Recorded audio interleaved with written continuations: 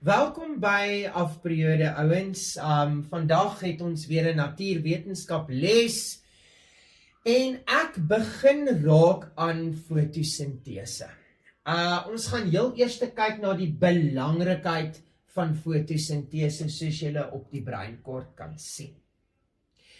En dit gaan aan julle beklemtoon wat fotosintese eintlik werklik is en wat dit eintlik werklik doen. Goed. So as ons kyk na ons eerste been hierso is, wat het plante nodig sodat fotosintese kan plaasvind?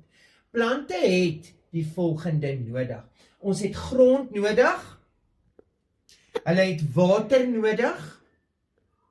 Hulle het sonlig nodig. En hulle het koolstofdioksied nodig. Goed.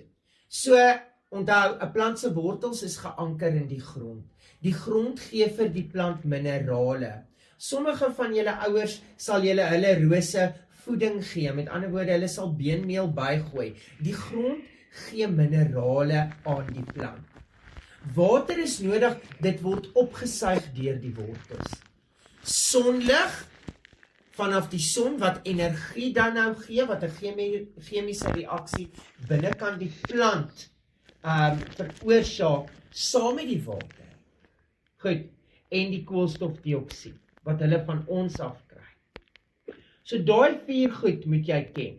Koolstofdioksied, grond, water en die 4de is sonlig.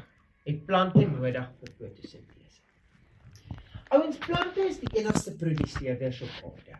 Dit beteken, plante is die ouens wat hulle eie voedsel maak, sodat die res van die aarde voedsel kan kry. Reg. Goed, ons volgende punt hier wat ons op ons breinkaart het, is